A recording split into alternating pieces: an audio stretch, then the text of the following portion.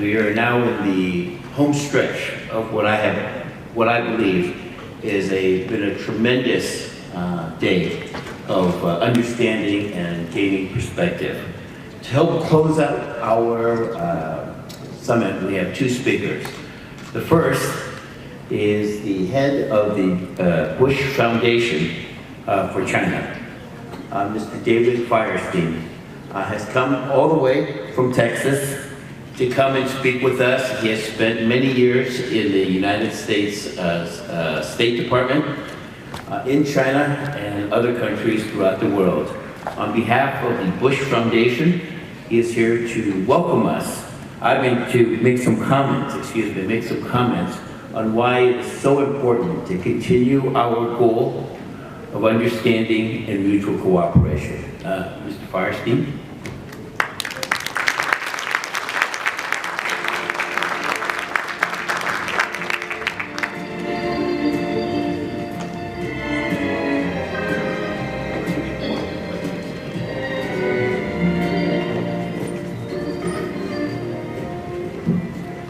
Well, James, thank you so much for the very kind introduction. It is really an honor to be here with all of you discussing the most important topic of the moment, the U.S.-China relationship. I want to thank James, I want to thank above all Florence Fong, Ted, the Florence Fong Family Foundation, George Lee, Consul General Wang, and other distinguished guests, and all of those who are the co-hosts of this very timely and important event. Thank you, and thanks to all the wonderful volunteers for making this event such a success. Let's give them a hand for all they did to put us together. If I may just say a few words in Chinese at the outset of my speech. Would that be okay with everybody? 差不多2个月以前，我跟 Florence 通了个电话，然后我们聊了一会儿。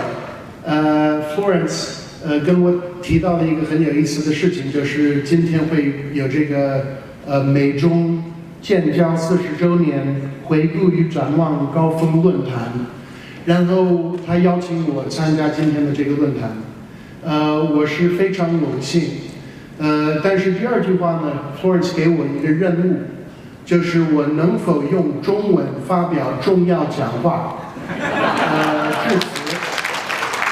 然后我回答这句话呢，是跟每一次跟 Florence 回答的一句话都是一个回答，就是照办，照办，一定会这样做。后来呢，还是那句话，计划赶不上变化。然后今天呢，发现呢，我们到了最后这个决定是我们没有同声传译的设备。因此呢，我发现如果我今天用中文跟大家交流的话，会有一部分的在场的人士可能听不懂我讲的话。因此呢，在 Florence 的这个许可下，我就决定还是用英文跟大家交流。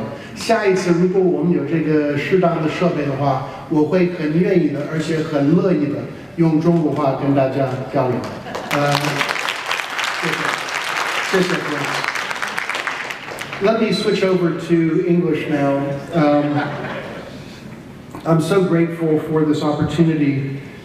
I have to say, when I told my friends in Texas that I would be coming to California to an event mostly populated by Californians, some of my good friends in Texas said, will you be safe there as a lone Texan, one of the few Texans among a group of Californians? And I said yes, because everyone knows that I'm a friend of Florence Fong, and nothing bad can happen to me in California if you're a friend of Florence Fong. And it doesn't hurt that my Chinese surname is Fong, because my name is Fang Da Wei, 作为的为, and by having that last name, I think people will assume that I'm very close to Florence Fong and her family. You know, in Texas we have a saying, don't mess with Texas. In California, you have a saying, don't mess with Florence Fong. I want to say a few words on a serious note about Florence's extraordinary contributions to the cause of building U.S.-China friendship and understanding. I salute Florence's leadership. I salute her enduring contributions over many decades and her philanthropic generosity, incredible generosity, focused on building U.S.-China understanding and friendship. I think few, if any, Americans in this country have done more for the cause of U.S.-China friendship as private citizens than Florence Fong. And I want to salute you and ask that we all give Florence a round of applause for her tremendous contributions. In my capacity as President and CEO of the George H.W. Bush Foundation for U.S.-China Relations, I also want to make one other point, and that is that Florence is enormously close to the Bush family. Florence was very close to President George H.W. Bush. She was and is a loyal supporter of the Bush family at a human level, at a friendship level. And in fact, as far as I am aware, George H.W. Bush only wrote one preface for a biography, and that was for Florence Fong's biography, and that shows you the extraordinary respect that President Bush himself and the Bush family has for Florence Fong. Florence, I am very proud and I'm very lucky to be able to call you a great friend, and frankly, my teacher as well. Thank you. I want to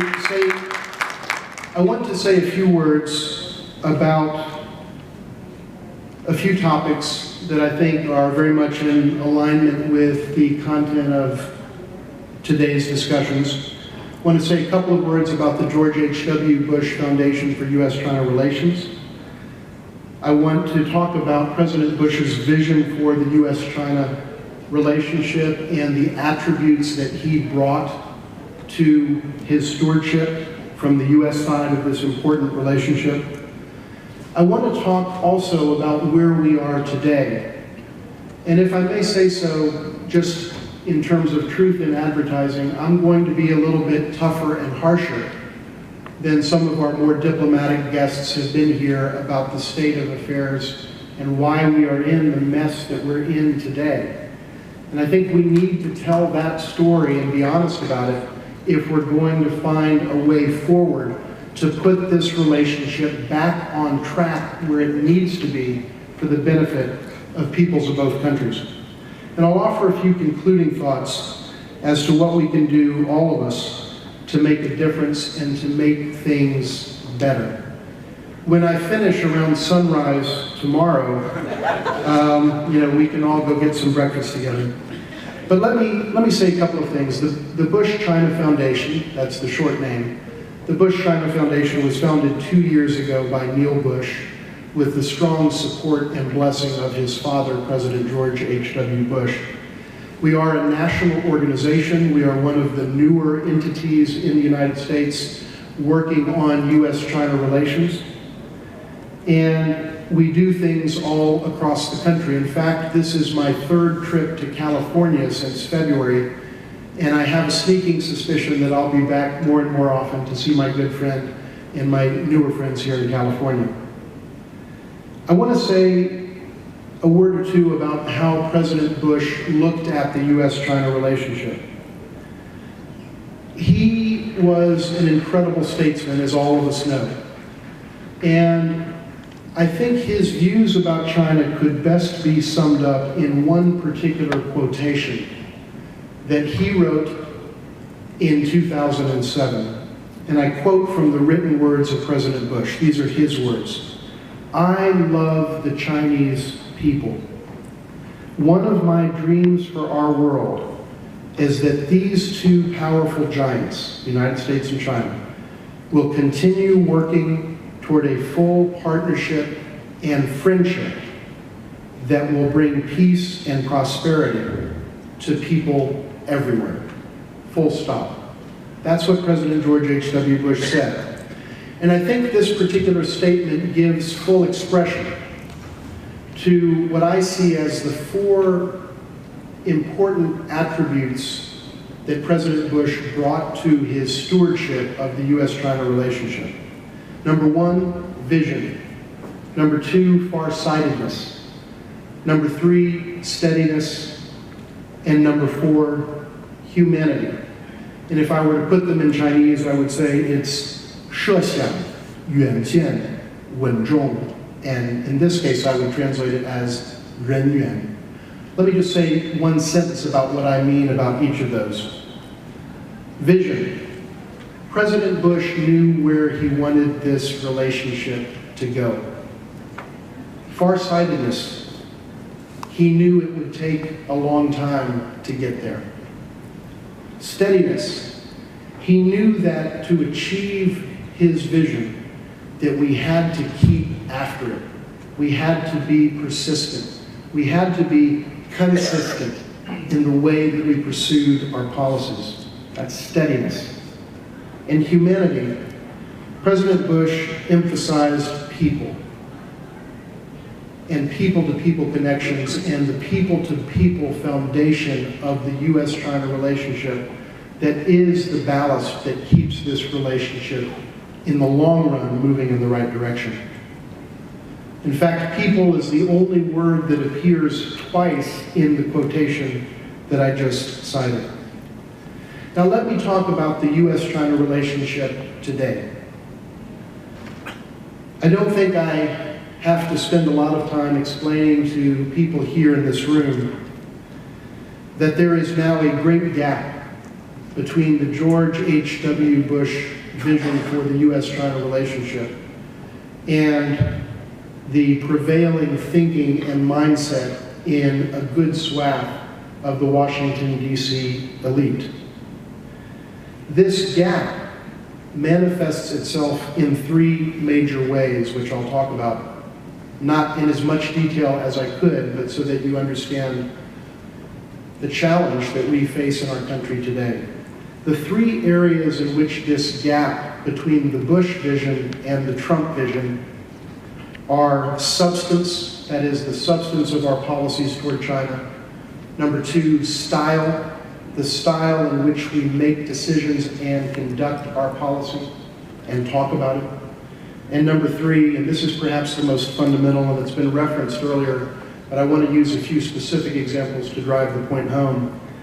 The degree to which our policymaking has become untethered from a factual basis in many cases.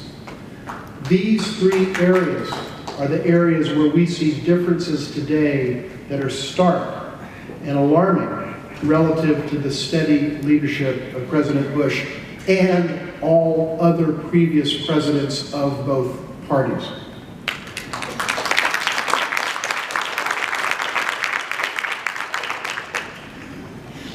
Mayor Schaaf used the word misguided a number of times, and she's right, but that's putting it a little bit too lightly. We face a very profound challenge in this country.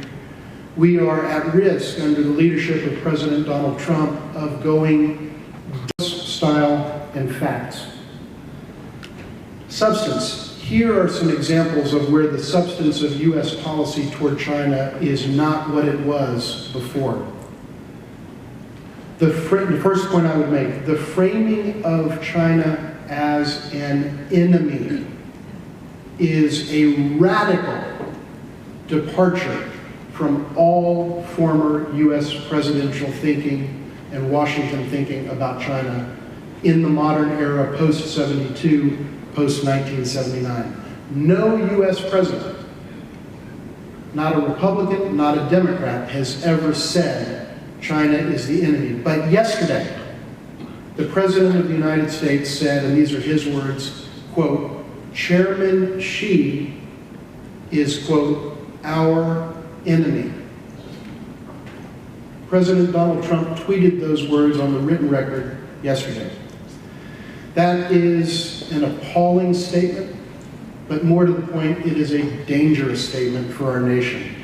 It's also a huge departure from all previous past practice. Number two, what we are seeing, and I'm one of the few people, frankly, that's made this point, and I've made it early and often. What we are seeing today in Washington is the greatest retreat from the principles of Ronald Reagan and George H.W. Bush that we've seen in the modern history of the United States. We are retreating from principles of limited government, of free trade, of globalization, and even from the very concept and theory of comparative advantage. It was noted earlier by Ambassador McFall, a point that I've made for a number of months now, and that is that Donald Trump can plausibly lay claim to the dubious distinction in this national context of being America's first socialist president. Why do I say that? I'll give you two examples. Number one, as it was noted earlier by, I believe, Lynn Yalboa, just yesterday President Trump said, our great American companies are, quote, hereby ordered to start looking for an alternative to China. Well, Mr. President, in this country, presidents don't order companies. That is not how it works in the United States of America. It works in the United States. But I'll go one step further. We have a president who is nationalizing the U.S. agricultural sector. What do I mean by that? We have a president who would rather have U.S. farmers take government handouts rather than trade their soybeans and other agricultural products in trade with China. To put it a different way, President Trump is saying essentially this: we're going to pay farmers an income they don't need with money we don't have. If that's not a very good working definition of old school socialism, I don't know what is. Now, in my judgment, the last person in this country who should ever call anyone else a socialist is Donald Trump.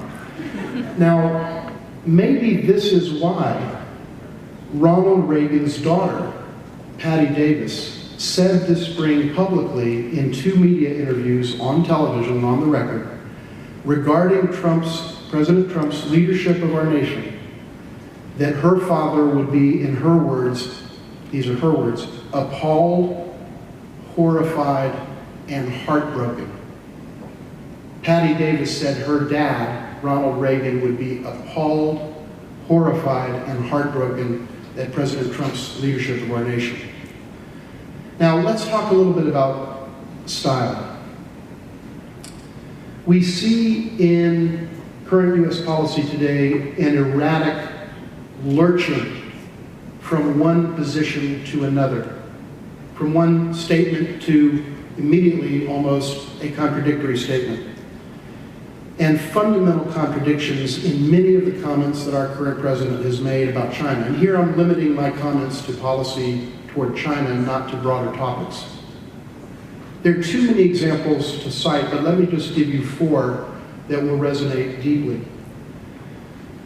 About a week ago, President Trump referred to President Xi Jinping as a great, these are his words exactly, verbatim quote, on Twitter, a great leader who very much has the support of his people, and a good man.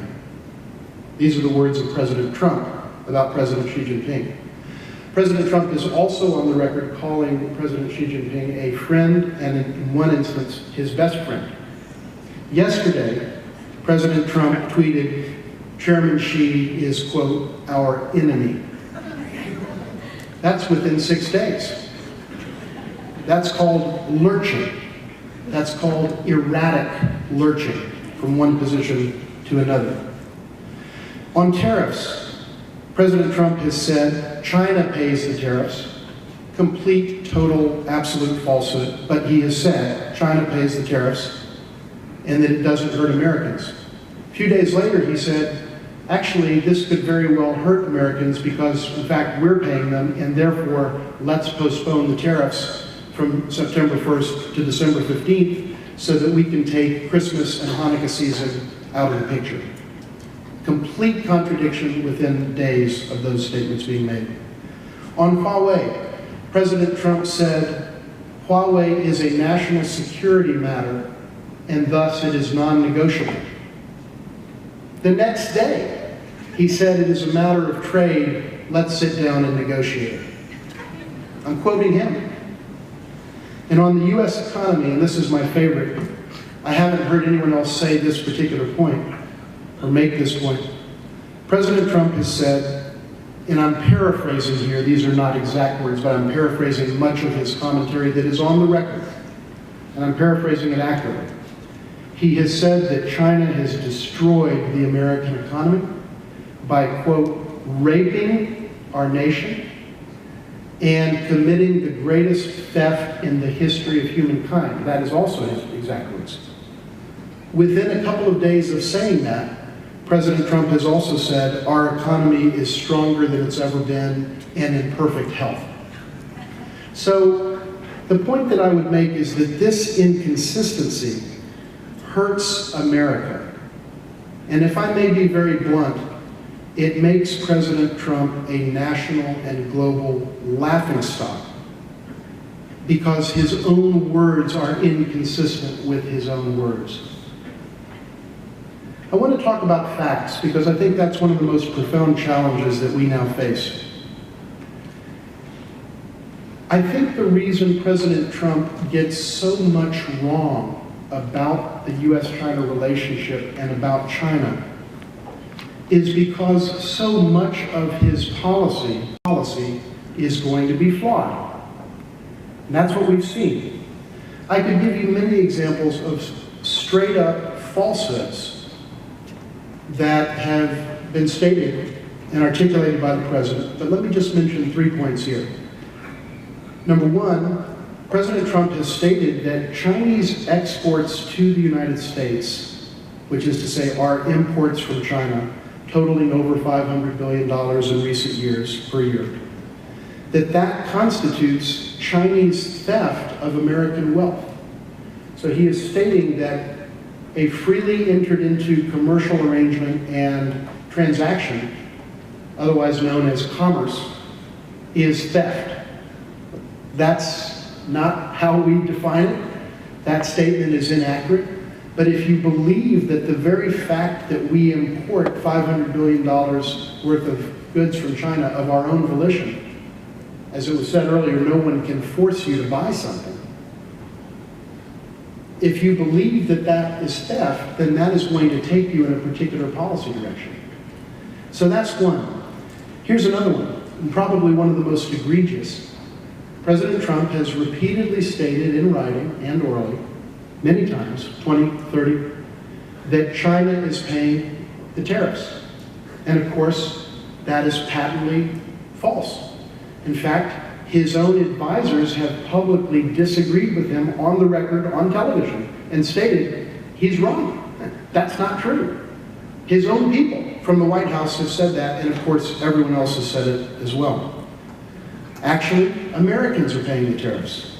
And nonpartisan, serious studies that have looked at what these cost today place the average cost on the American household at about $800, soon perhaps rising to $1,000, and before the end of this year, judging the trajectory that we see in front of us, potentially costing American households $1,500 a year.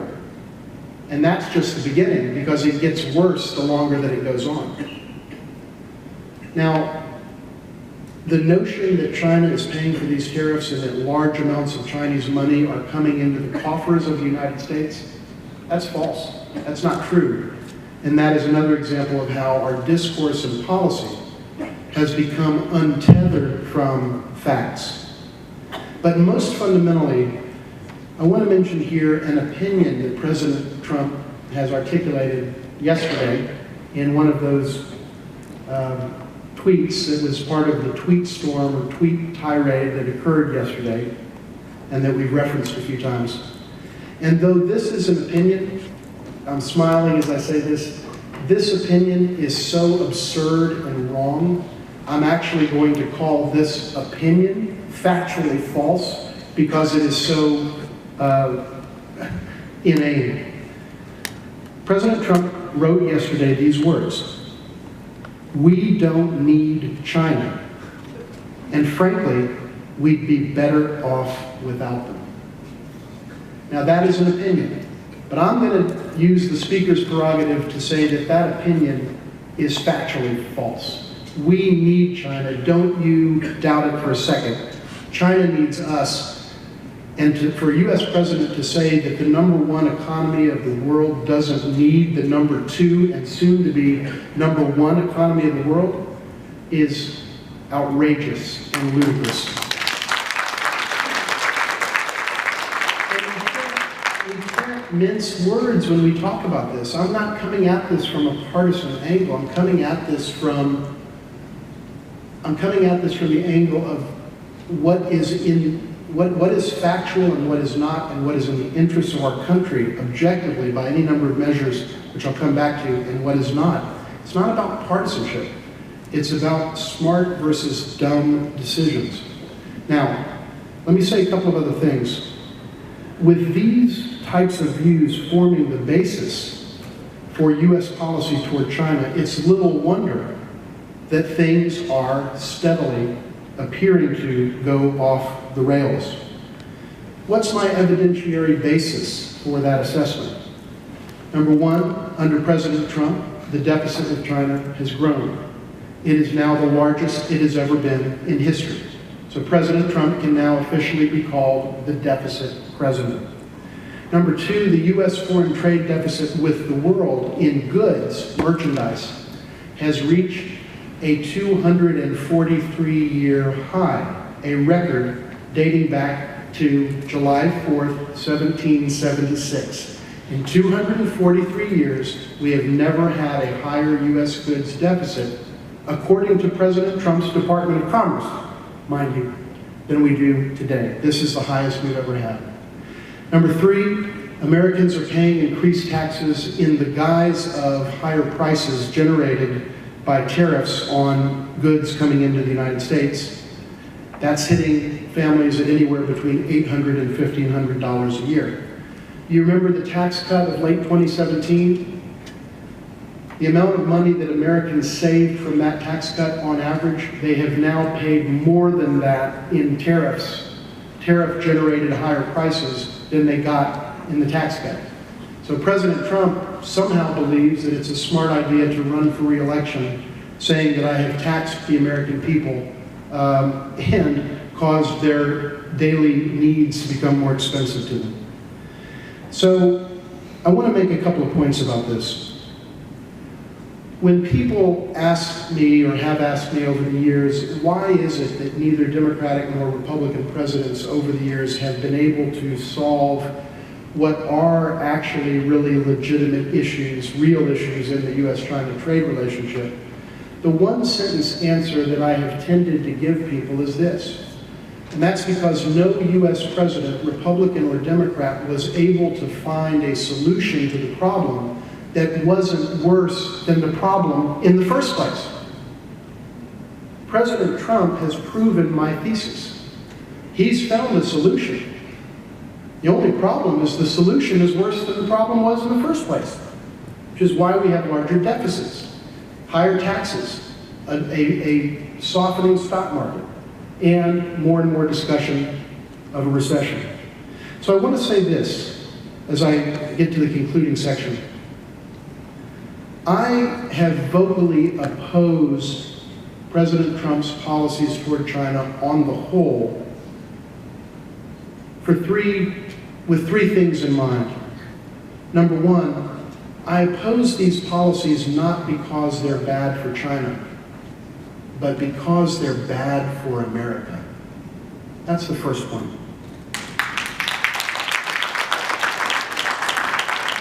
I hold President Trump to account not because he hasn't achieved David Firestein's goals, but because he hasn't achieved his own.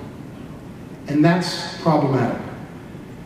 And I criticize Donald Trump not because he's not a Democrat, but because he is not a Republican.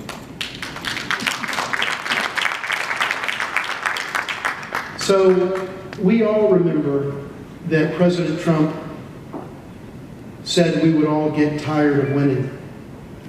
I don't know about you, but if this is what winning looks like for the United States of America, I am tired of winning. Now, what can we in this room do to make a difference? Standing here in the great state of California, the state that gave America Ronald Reagan, as I think about today's U.S.-China relationship, I think of Reagan's most famous line. In 1981, when he was sworn in to become president and gave his inaugural address, he said exactly these words in a different time and context. He said, quote, in this present crisis, government is not the solution to our problem. Government is the problem. And those words ring very true to me with specific reference to current U.S. policy toward China. And in this regard, I agree with the previous speakers who stated that it's the federal government on our side that is largely artificially gumming up the works. And thus, we have a responsibility at the subnational level to do something about that. And that brings me to the last points I want to make. The subnational level of engagement between the United States and China. Subnational entities such as the Florence Fong Family Foundation, the George H.W. Bush Foundation for U.S.-China Relations, the Bay Area Council, and many myriad other organizations in California, Texas, and across the nation now have to step up and do our best to mitigate the damage that is being done through poor policy executed at the federal level. The work that all of us do to build this vital relationship has never been more important. It has never been more urgently needed. And all of us benefit from having an incredible example in the wonderful human being of Florence Fong, to look to her leadership and say, this is what we have to do as a matter of personal responsibility to get this relationship moving in the right direction here. I want to say just a couple of words by way of an illustration, not an exhaustive list, of the kind of things that the Bush-China Foundation is working on now. Number one, going back a little bit, in November and December of last year, we actually were the first ones to formally propose on the public record a moratorium on further negative trade actions in the U.S.-China relationship that would last, in our proposal, 100 days. We worked that idea with the administration here. We worked that idea with the Chinese government. And when the 14 people sat at that dinner table in Buenos Aires with Xi Jinping and Donald Trump and their 6 aides on each side, we had spoken with 7 of those 14 people in the days, weeks, or months prior to those 14 people sitting at that table. And we had pushed for the moratorium. And I'm happy to say that in that meeting, the only deliverable from the meeting was a 90-day moratorium on further negative trade actions. So we're trying to, quite candidly, end the trade war. When people say, David, what's your job description? I say, sentence number 1, end the trade war. That's the thing that we're working on most intensively. And we've put a lot of effort into it. A couple of other things, just to give you a flavor. We are advocating and designing, in the preliminary phases, the first ever, this is a concept that we're putting forward, the first ever U.S.-China energy FTA, a U.S.-China energy free trade agreement, the idea of which is to take energy out of the trade war, fast track it, and operate on the following principle. With respect to energy, we have it, They need it. Let's sell it, and let's get this done. And by the way, we can put a Texas-sized or California-sized dent in the U.S. trade deficit with China, probably to the tune of shaving at least $100 billion off the annual trade deficit just by adopting our energy FTA idea. We're also on the forefront of U.S.-China infrastructure investment collaboration, looking at a pilot project in Austin to actually do the unthinkable and bring Chinese lawful and job-creating and commercially viable Chinese investment into Austin, Texas infrastructure needs in a way that's compliant with all laws and that's good for the local economy and good for the Chinese investors. We're looking into creating a major small and medium enterprise business park or industrial park that will link the small and medium-sized operators in the two economies and help generate more trade, more business activity, more prosperity, more jobs, and more paychecks for everybody. We're doing CEO training to help American and Chinese CEOs navigate the policy and political difficulties associated with the current climate and to countermand some of the artificial impediments that have been put up that are not legal or policy, but political, and we want to help with that. We've inaugurated the George H.W. Bush Awards. The first one that we gave out was on June 12th to President Jimmy Carter. We went to Atlanta and we honored President Carter with the first ever George H.W. Bush Award for statesmanship in U.S.-China relations, and he was honored to accept, and we were honored that he did accept. We're thoroughly bipartisan, and we wanted the first honoree from the Bush-China Foundation to be a Democrat, to show that there has always been a bipartisan consensus about the importance of China to our nation. And through these types of initiatives, and I'll mention one other one that will resonate here in the Bay Area, we are setting up the first ever U.S.